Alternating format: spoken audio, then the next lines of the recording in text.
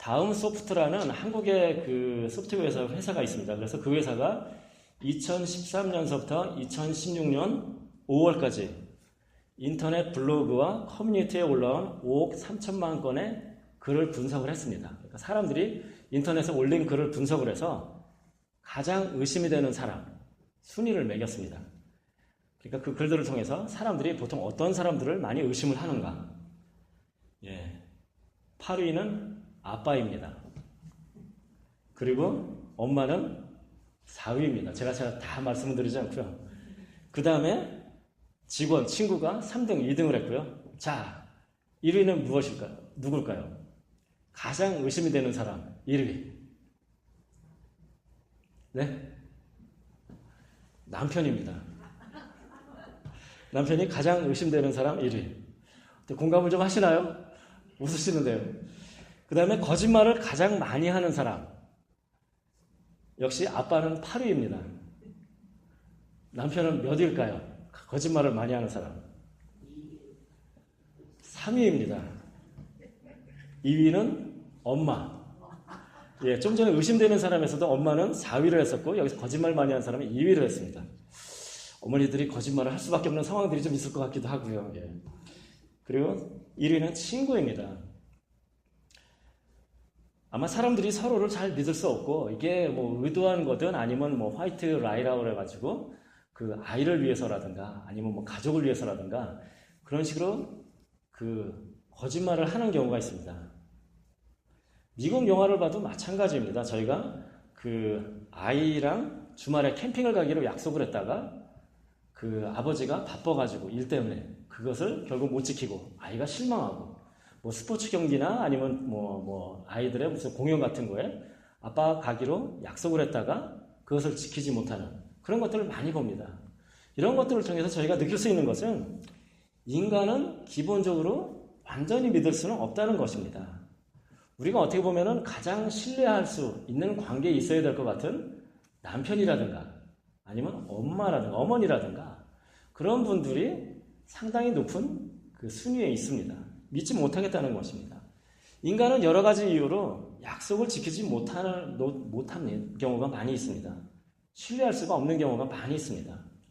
그것이 비록 한 나라의 절대적인 권력을 갖고 있는 대통령이라 할지라도 그 능력이 없어서 또는 아니면 마음이 바뀌어서라든가 그래서 그 신실하게 약속을 지키지 못하는 경우가 많이 있습니다.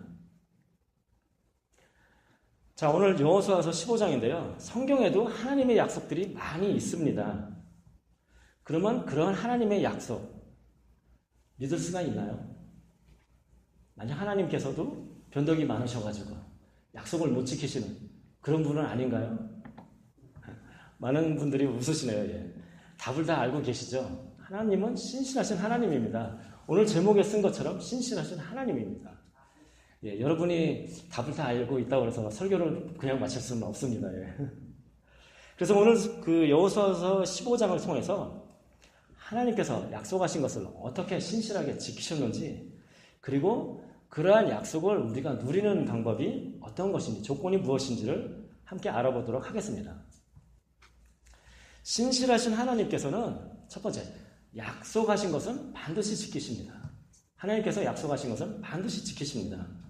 여호수아서 전체는 그 이스라엘이 가나안 땅을 정복하는 과정을 나타낸 글입니다. 즉 하나님께서 약속하신 그 약속을 성취하는 과정을 나타낸 것입니다. 그 약속을 처음 하신 것은 아브라함을 통해서입니다. 그래서 창세기 12장 2절에 보면은 너로 큰 민족을 이루게 하겠다라고 약속을 하셨습니다. 하나님께서 이 약속을 하실 때 너로 큰 민족을 이루게 하시겠다고 하셨던 그때 아브라함은 이미 75세였습니다. 그리고 큰 민족은 고사하고 아들 하나도 없었습니다. 딸 하나도 아무도 없었습니다. 믿을 수가 없는 상황이었던 것입니다. 그렇지만은 지금 이스라엘 백성이 가나안을 정복하기 위해서 요단강을 건너왔을 때 그 인구의 수는 어른 장정만 20세 이상의 남자만 60만입니다. 그래서 전체는 한 200만 가까이는 될 거다라고 보통 신학자들은 얘기를 하고 있습니다. 하나님께서 약속을 이루어 주셨습니다. 또 창세기 17장 18절에 보면은 내가 너와 내 후손에게 내가 거류하는 이 땅, 곧 가나안 온 땅을 주어 영원한 기업이 되게 하고 나는 그들의 하나님이 되리라. 그때 그 아브라함을 불러서 가나안 땅에 잠시 살게 하셨는데 그때 그 땅을 주신다고 얘기를 했습니다. 그때 당시에 아브라함은 자기 일족과 하인들만 있는 아주 소그룹이었습니다. 그리고 그 땅에 자기가 갖고 있는 것도 아니고 그냥 유랑하는 그런 그 신세였던 것입니다. 그랬던 그 이스라엘이 점점 인구도 불어나고 지금 하나님께서 하신 그 약속을 이루시기 위해서 지금 가나안 정복을 해주시는 것입니다. 땅을 주고 계시는 것입니다. 그러면 아브라함에게 약속하신 것이 언제였나요? 지금 이 약속이 성취되는 여호수아서 15장 전 700년 전의 얘기입니다. 하나님께서는 700년 전에 땅도 없고 자식도 아들도 하나 없는 아브라함에게 그 큰 민족을 이루겠다고 하고 땅을 주시겠다고 약속을 하셨습니다. 그 약속을 700년 후에 하나님께서는 이루어 주신 것입니다. 신실하게 그것을 지키신 것입니다. 오늘 우리가 사는 것도 마찬가지입니다. 하나님께서는 성경 말씀을 통해서 여러 가지로 또 여러분이 기도나 또 여러분의 간구를 통해서 하나님께서 약속을 해주십니다. 하나님께서는 그 약속을 지키십니다. 때로는 내가 어쩌면 그게 과연 가능할까? 또는 내가 갖고 있는 상황에서 하나님께서 약속하신, 성경을 통해서 약속하신 것들이 가능할까? 때로는 의심도 될 수가 있습니다. 그러나 약속하신 분이 누구십니까? 천지를 창조하신 하나님이십니다. 그 하나님께서 약속하셨기 때문에 능력이 있으신 신실하신 하나님께서 약속하셨기 때문에 하나님께서는 반드시 이루어 주십니다. 우리는 그것을 믿고 나가야 할 것입니다. 오늘 본문에 있는 15장은 그 15장서부터 19장, 즉 요단강의 서쪽 지방 정복전쟁을 해서 얻은 땅을 배분하는 내용들이 나와 있습니다. 그래서 15장은 그 첫 번째 부분입니다. 그래서 제가 좀 전에도 말씀드렸지만은 15장의 대부분의 내용은 그 마치 토지대장의 무슨 등기부 등본을 열람하는 것처럼 땅의 경계는 어느 쪽까지다. 동쪽, 서쪽, 남쪽, 북쪽 어디까지다라고 그런 얘기들이 나오고요. 그다음 그 뒤에는 그 유다 지파가 지금 그 땅을 받고 있는데 그 차지한 성읍들이 어떤 성읍인가 이름들이 길게 나오고 있습니다. 근데 여기서 우리가 알 수 있는 것은 무엇이냐면은 그 유다 지파는 가장 넓고 비옥한 땅을 받았다는 것입니다. 첫 번째 제비를 뽑아서 1절을 한번 같이 읽어보도록 하겠습니다. 1절입니다. 시작. 또 유다 자손의 지파가 그들의 가족대로 제비 뽑은 땅의 남쪽으로는 에돔 경계에 이르고 또 남쪽 끝은 신광야까지라. 지금 유다 지파가 가장 먼저 제비를 뽑아서 지금 땅을 배분을 받고 있습니다. 그러면 그 땅의 넓이가 어느 정도 되는지 한번 그 그림을 한번 같이 보도록 하겠습니다. 준비가 됐을 텐데요. 잘 보이시나요? 지금 아랫부분에 녹색으로 지금 보이는 부분, 큰 땅의 부분이 다 유다 지파의 땅입니다.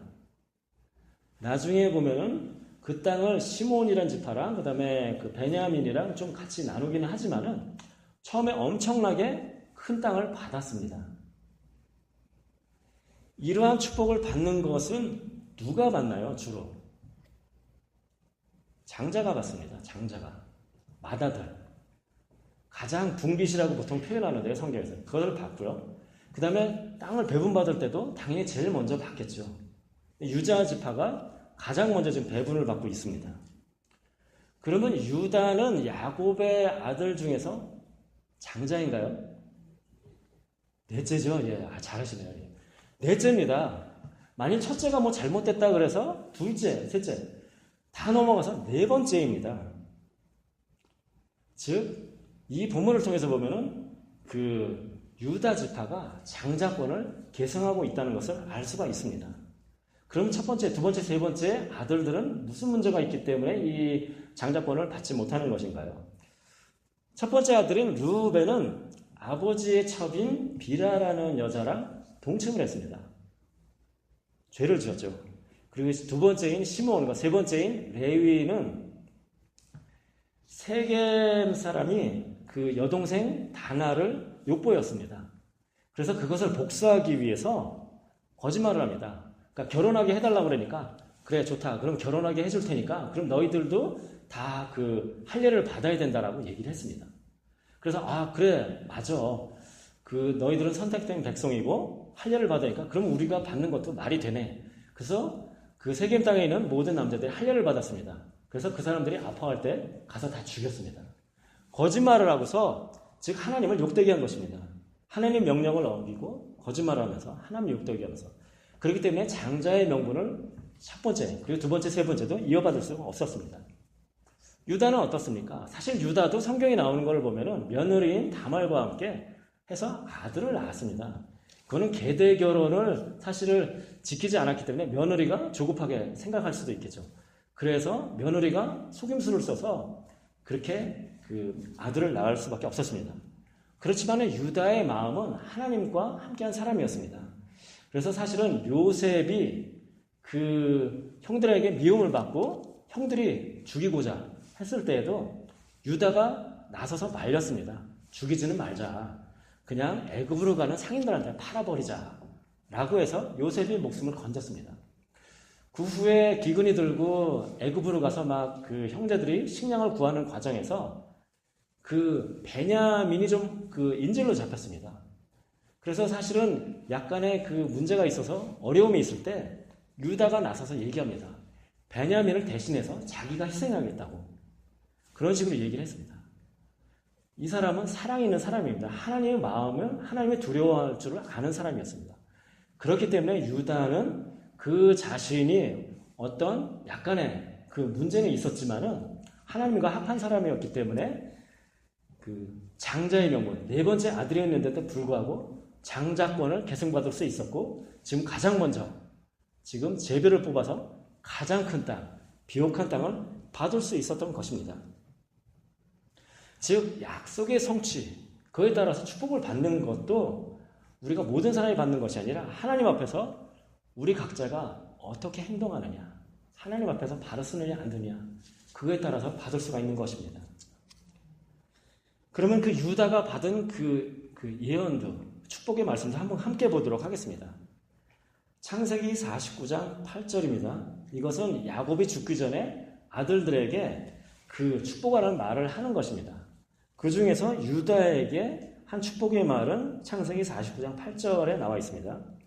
제가 읽도록 하겠습니다. 유다야, 너는 내 형제의 찬송이 될지라. 내 손이 내 원수의 목을 잡을 것이요 내 아버지의 아들들이 내 앞에서 절하리로다. 넷째 아들인데도 불구하고 형제의 찬송이 될 것이다 라고 얘기를 하고 있습니다. 그리고 내 아버지의 아들들이 내 앞에서 절하리라. 형제들이 절한다는 게 무엇입니까? 장자라는 얘기입니다. 예.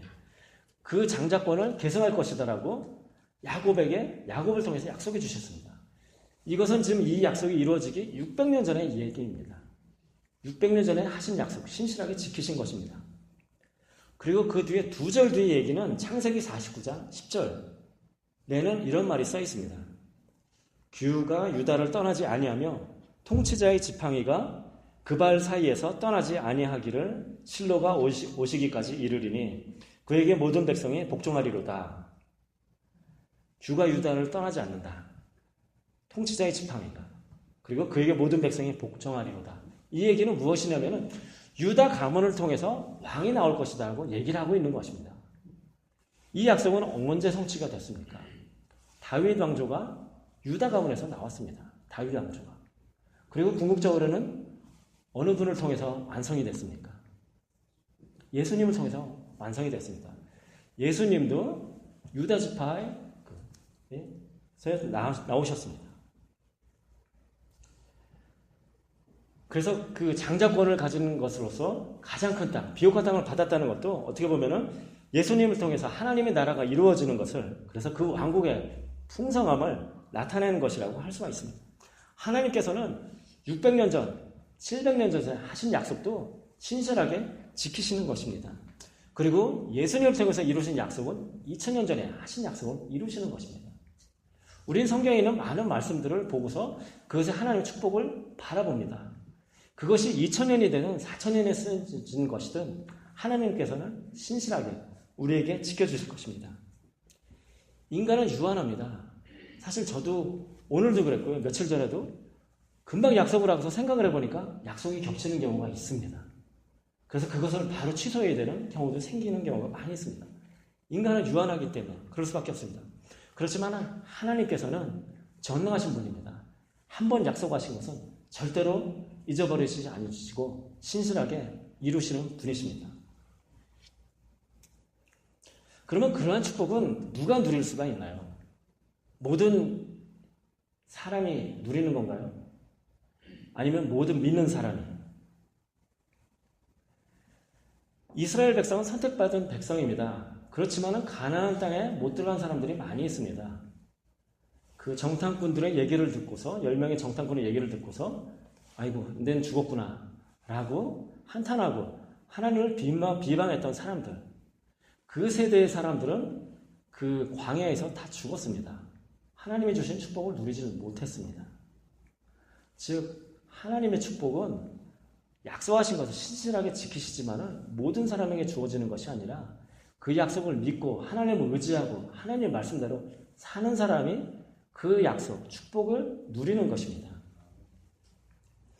출애굽기 20장 6절에 보면은 이것은 10계명 두 번째 계명을 말씀하시면서 하는 얘기입니다. 하나님께서 말씀하시기를 나를 사랑하고 내 계명을 지키는 자에게는 천대까지 은혜를 베푸니라. 사랑하고 내 계명을 지키는 자에게는 천대까지 은혜를 베푼다. 반대로 얘기하면 나를 사랑하지 않고 내 계명을 지키지 않는 사람에게는 아무것도 없다는 얘기가 되는 것입니다. 하나님의 축복, 무조건적인 사랑입니다. 십자가의 사랑은 무조건 사랑이요 모든 사람이 누릴 수 있습니다. 그 복을 누리는 것도 믿는 사람, 선택된 받은 사람이고요. 마찬가지로 우리가 생각하는 그런 축복도 마찬가지입니다. 하나님을 사랑하고 계명을 지키는 사람이 축복을 받는 것입니다. 하나님께서 또 축복하는 방법 중에 하나는 징계를 통해서입니다. 하나님께서 축복하시기로 약속을 하셨는데 그 약속을 누리지 못할 수가 있습니다. 그럴 때 하나님께서는 징계를 통해서 다시 하나님께로 돌아오게 하십니다. 그래서 어떤 때는 저희가 그 하나님이 징계를 하실 때 왜 하나님께서 나를 징계하실까? 라고 하면서 내가 뭘 잘못했나? 라고 생각합니다. 그때도 여러분이 생각하셔야 되는 것은 그런 징계를 주실 때 하나님께서는 여러분이 돌아오고 하나님의 축복을 주시기 위해서 징계를 주시는 것이라는 것을 생각해 보셔야 되는 것입니다. 하나님께서는 신실하십니다. 약속하신 것을 어떠한 경우에도 지키는 것입니다. 그리고 그 축복을 누리는 방법은 우리가 하나님 뜻대로 하나님을 사랑하고 하나님이 원하시는 삶을 살 때 그 축복을 누릴 수 있는 것입니다. 여기에 계신 모든 분들도 그러한 신실한 하나님을 믿고 주님 뜻대로 하나님 말씀대로 살면서 축복을 누리시길 바랍니다. 아멘. 두 번째, 신실하신 하나님은 우리를 인도하십니다. 그리고 우리 필요에 따라서 우리를 구하는 것을 채워주시는 하나님이십니다. 인도하시는 하나님입니다. 1절을 좀 전에 읽었습니다. 거기서 볼 때 유다 지파에게 땅을 배분할 때 어떻게 주셨습니까? 제비뽑기를 해서 주셨습니다. 제비뽑기는 사실 동서고금 어느 나라 어느 민족을 막론하고 어느 곳에서나 합니다. 그래서 우연을 통해서 공평하게 뭔가를 선택하고 나눠준다는 그런 의미가 있습니다. 성경도 그런 의미인가요? 성경에도 제비뽑기가 많이 나옵니다. 오늘 본문에 나오고 있습니다. 그리고 여호수아서 7장 그 부분도 제가 설교를 했었는데요. 그때 아이성을 공격을 했다가 패하게 됩니다. 이스라엘이 죄를 지었기 때문에. 그때 하나님께서 그 누구의 죄 때문에 그런지를 정확히 짚어내시는데 그때도 제비뽑기를 통해서 하나님께서 아간이라는 사람을 정확히 지적해 주셨습니다. 신약 성경에서는 어떻습니까? 가룟 유다를 대신해서 마디아라는 제자를 뽑습니다. 그때도 마찬가지로 두 사람 중에서 한 사람을 기도를 하고 제비뽑기를 통해서 뽑습니다. 성경에서도 보면 제비뽑기를 많이 합니다. 그러나 세상에 하는 제비뽑기와 성경에 나오는 제비뽑기는 어떻게 차이가 나나요? 세상에서 제비뽑기는 그냥 우연일 뿐입니다. 그렇지만 성경에서는 그 제비뽑기를 하는 가운데 하나님께 인도하시고 하나님께서 주관하셔서 하나님이 원하시는 그러한 것들이 선택될 수 있도록 하시는 것입니다. 그래서 잠언 16장 33절에 보면은 제비는 사람이 뽑으나 모든 일을 작정하기는 여호와께 있느니라. 뽑는 것은 사람이지만은 그 뒤에서 역사하시고 그 작정하시는 분은 하나님이시라는 것입니다. 오늘 땅을 배분할 때 하나님께서 제비 뽑기를 통해서 정확히 필요한 만큼 배분해 주신 것입니다. 유다는 장자권을 계승한 사람으로서 그리고 인구도 사실은 제일 많습니다. 그래서 가장 큰 땅을 받습니다. 제비 뽑기에서 하나님이 그렇게 해주신 것입니다. 하나님께서는 이 가나안을 정복하는 전 과정 가운데서 함께하고 계시는 것입니다. 첫 번째는 정복 전쟁. 이스라엘 백성이 가나안 땅, 여리고성, 아이성, 그 외 여러 성들을 공격을 할 때 이스라엘 백성이 능력이 있어서 전쟁에 승리하고 그 성읍들을 차지한 것인가요? 광야를 방황하다가 온 백성들입니다. 성경에 어디에도 보면은 무기를 준비했다, 군사훈련을 했다, 그런 얘기 하나도 없습니다. 너희 몸을 성결하게 하라 라는 것입니다. 그게 전쟁 준비 다입니다. 여리고성에서 이겼습니다. 하나님이 명령하신 대로 여리고성을 빙빙 돌다가 이겼습니다. 아이성, 다른 성들도 마찬가지입니다. 이 전쟁은 누가 이루신 전쟁입니까? 누가 싸우신 전쟁입니까? 하나님께서 이루신 것입니다. 하나님께서 이 가나안 땅을 주시기로 약속하시고 그 과정 가운데서도 하나님께서 다 개입해 주셔서 이루어 주신 것입니다. 지금 오늘 본문은 전쟁에서 이기는 것뿐만 아니라 그 전쟁의 노획물이라고 할 수가 있겠죠. 그 땅을 나눠주는 것도 하나님께서 세밀하게 하나하나 제비뽑기를 통해서 알려주고 계시는 것입니다. 하나님께서 모든 걸 인도하시는 것입니다. 그래서 여호수아서 15장 13절을 함께 읽어보도록 하겠습니다. 13절입니다. 자, 시작. 여호와께서 여호수아에게 명령하신 대로 여호수아가 기럇 아르바 곧 헤브론을 유다 자손 중에서 분깃으로 여분의 아들 갈렙에게 주었으니 아르바는 아낙의 아버지였더라. 지난주 설교 말씀이 기억나십니까? 갈렙이 85세가 돼서 이 산지를 내게 주시옵소서 라고 박 목사님이 설교를 하셨습니다. 여기 보면 어떻습니까? 여호와께서 여호수아에게 명령하신 대로 약속하신 것을 갈렙은 달라고 했습니다. 그런데 그 약속하신 분이 누구십니까? 여호와이십니다. 하나님께서 그것도 다 정해주신 것입니다. 갈렙에게 주시겠다고 하신 그 산지 헤브론 땅도 하나님께서 다 주신 것이라는 것입니다. 이스라엘의 역사는 하나님을 중심으로 하나님이 인도하시는 대로 모든 것이 이루어졌습니다. 하나님이 약속하셨습니다. 그래서 가나안 땅을 정복하게 하셨습니다. 왕조를 이루시고 그 다음에 그 하나님 말씀대로 살지 않아서 어떤 선지자들을 통해서 경고도 하시고 그 다음에는 그 징계도 하시고 결국은 유배 생활도 하고 다시 돌아오게 하시고 그 모든 과정 가운데서 하나님께서 인도하시고 하나님께서 주관해 주신 것입니다. 우리가 사는 인생도 마찬가지입니다. 우리는 내가 힘이 있어서, 내가 돈이 있어서, 내가 지혜가 있어서 내 힘으로 내 인생을 사는 것처럼 하는 경우가 있습니다. 그렇지만 궁극적으로 여러분의 인생을 인도하시고 여러분의 인생을 주관하시는 분은 하나님이십니다.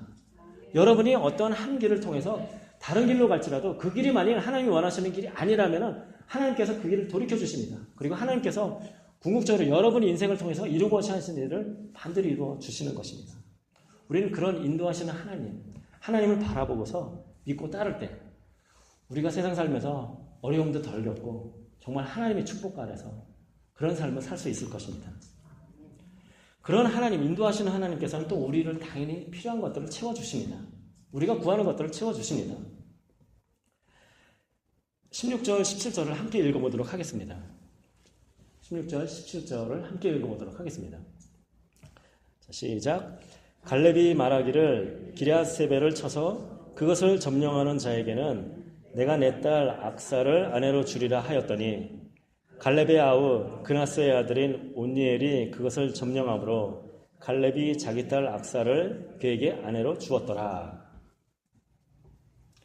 갈렙이 그 드빌이라고 하는 기럇세벨이라는 땅을 정복하는 사람에게 자기 딸을 주겠다라고 얘기를 합니다. 그랬더니 그 갈렙의 아우인 그나스의 아들 온니엘, 즉 조카죠. 조카가 그 딸을 점령하게 되고 그다음에 그 딸을 내줍니다. 그래서 이제 출가를 하는 상황이 생겼습니다. 그래서 출가하는 딸에게 이제 어떤 그 땅을 이제 나눠주는 상황이 됐는데요.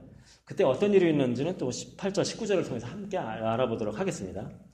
18절, 19절입니다. 자, 함께 읽겠습니다. 시작. 악사가 출가할 때에 그에게 청하여 자기 아버지에게 밭을 구하자 하고 나귀에게 내리매 갈렙이 그에게 묻되 내가 무엇을 원하느냐 하니 이르되 내게 복을 주소서 아버지께서 나를 네겝 땅으로 보내시오니 샘물도 내게 주소서 하며 갈렙이 윗샘과 아랫샘을 그에게 주었더라.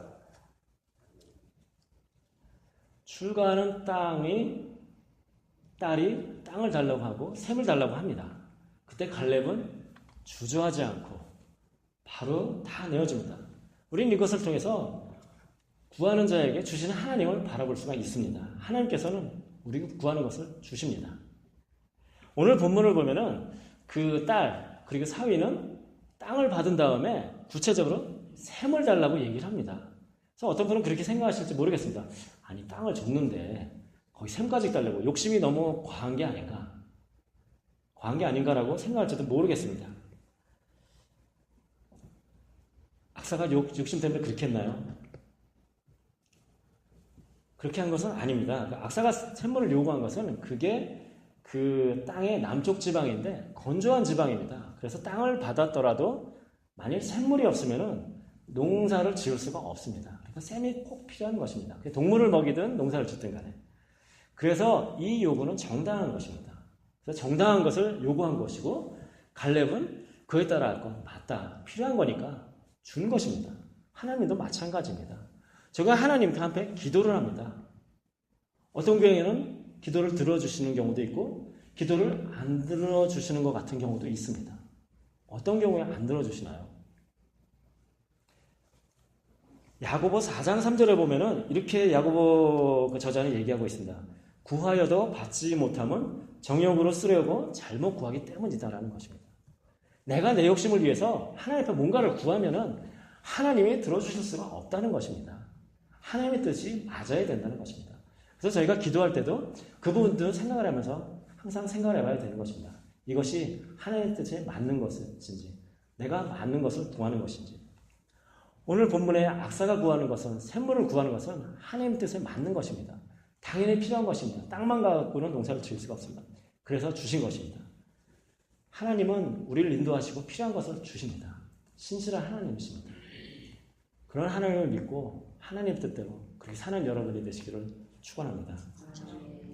세 번째, 신실하신 하나님은 또 우리에게 하나님의 말씀을 순종하기를 원하십니다. 갈렙에게 준 헤브론 땅, 오늘 본문도 그러고 오늘 본문에 보면은 갈렙이 그 땅을 정복하는 얘기가 나옵니다. 좀 어렵지는 않았지만 갈렙이 헤브론 땅을 정복을 했는데 사실은 여호수아가 이미 정복을 한 땅입니다. 11장 21절을 보면은 이렇게 나와 있습니다. 그때 여호수아가 가서 산지와 헤브론 나왔습니다. 드빌과 아낙과 유다 온 산지와 이스라엘 온 산지에서 아낙 사람들을 멸절하고 또 그가 또 그들의 상업들을 진멸하여 바쳤으니 여호수아가 헤브론을 다 공격해서 이겼다라고 멸절했다라고 나와 있습니다. 근데 오늘 본문을 보면은 다시 또 갈렙이 공격을 해서 정복하는 상황이 발생하고 있습니다. 성경이 잘못된 건가요?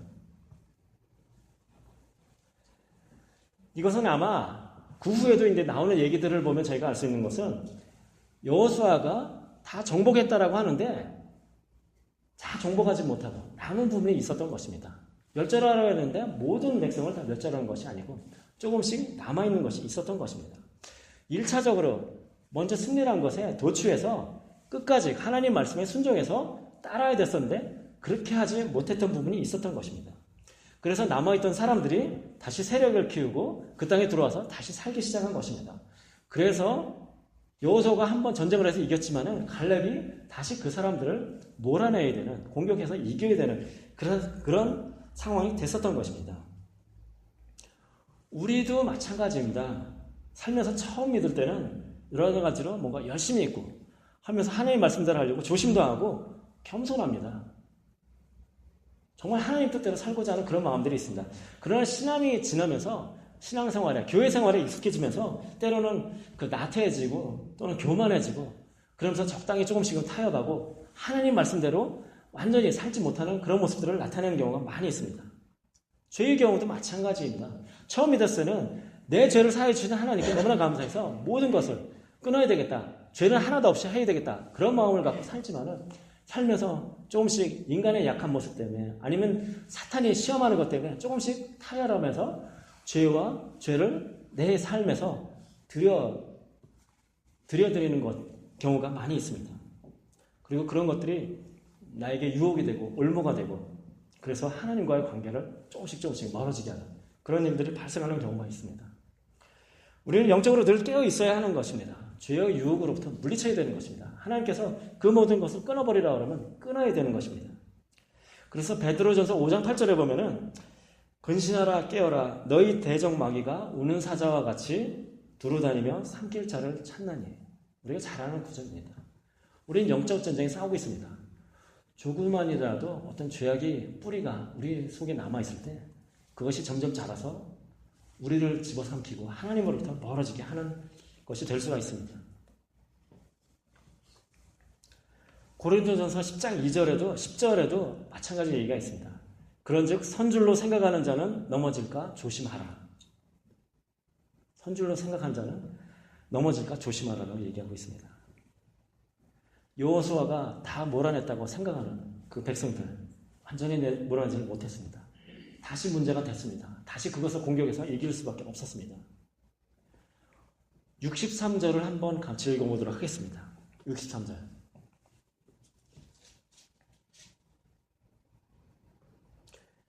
자, 시작. 예루살렘 주민 여부스 유다 자손이 쫓아내지 못하였으므로 여부스 족속이 오늘까지 유다 자손과 함께 예루살렘에 거주하니라. 여기는 어떤 내용이 나오고 있습니까? 좀 전에 헤브론을 완전히 정복하지 못했다라고 얘기를 했습니다. 여기는 예루살렘 주민 여부스 족속을 완전히 몰아내지 못하고 같이 살 수밖에 없었다라고 얘기를 하고 있습니다. 왜 몰아내지 못했나요? 그들이 강한 민족이기 때문에 그렇습니까? 좀 전에 얘기했습니다. 이 싸움은 하나님께서 싸우신 싸움입니다. 이 사람들이 의지가 있었으면 다 몰아낼 수 있었습니다. 그렇지만 이 사람들이 하나님의 말씀을 끝까지 완전히 순종해야 되겠다는 그런 마음이 없었기 때문에 쫓아내지를 못한 것입니다. 많은 부족들 다 쫓아내고 이 부족도 거의 다 쫓아냈는데 조금 몇 명 좀 남은 사람 안 하면 어때? 라는 마음이 있었을 것입니다.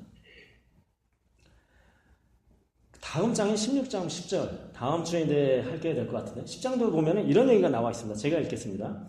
그들이 게셀에 거주하는 가나안 족속을 쫓아내지 아니하였으므로 가나안 족속이 오늘까지 에브라임 가운데 거주하며 노역하는 종이 되니라. 여기서는 뭐라고 얘기해요?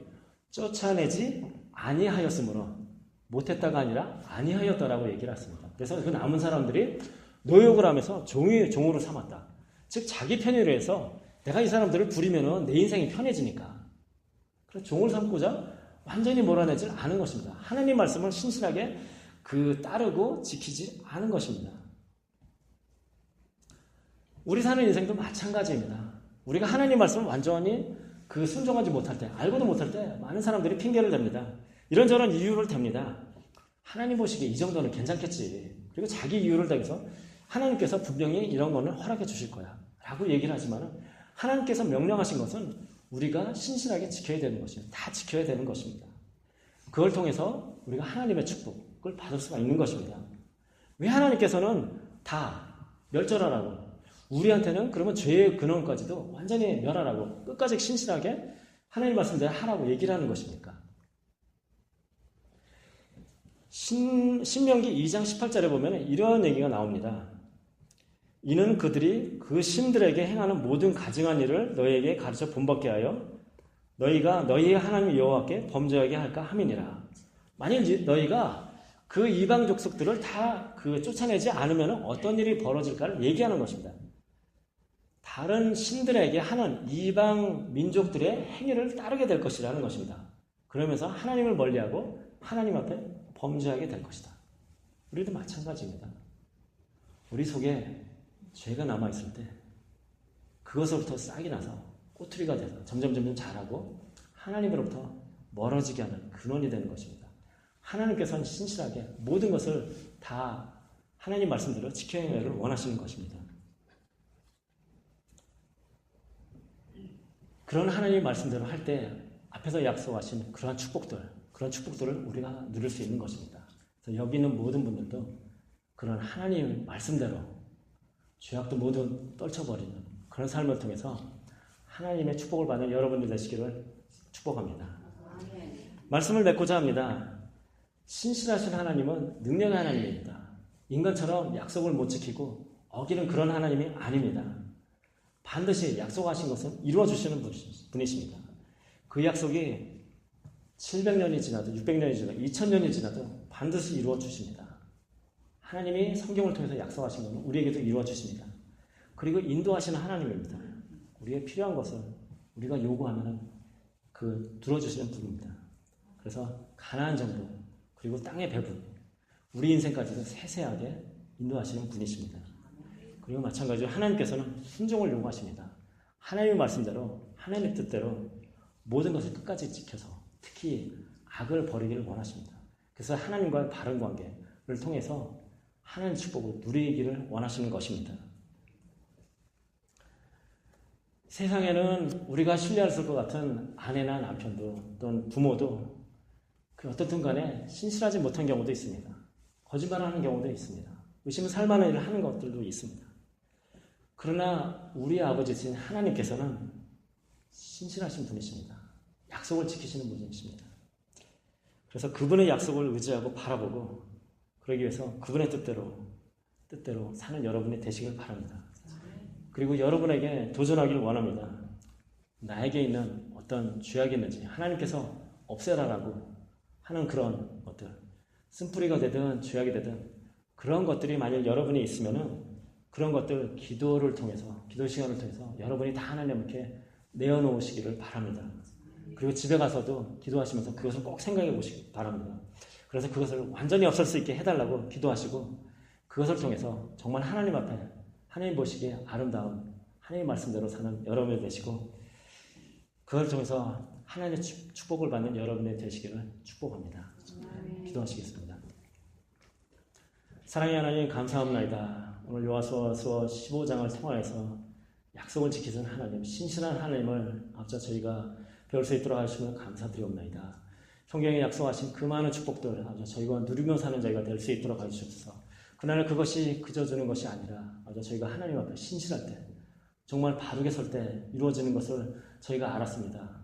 저에게는 죄악의 뿌리들이 있사옵나이까. 내려놓지 못한 것들이 있사옵나이까. 이 시간 그 모든 것들을 내려놓을 수 있도록 하여 주시옵소서. 성령님께서 저희를 도와주시옵시고 그것을 그 힘을 통하여서 저희가 정말 그 모든 것들을 내려놓고 당신이 원하는 그런 삶, 그걸 통해서 축복의 삶을 살 수 있도록 도와주시옵소서. 예수님 이름으로 기도드렸습니다. 아멘.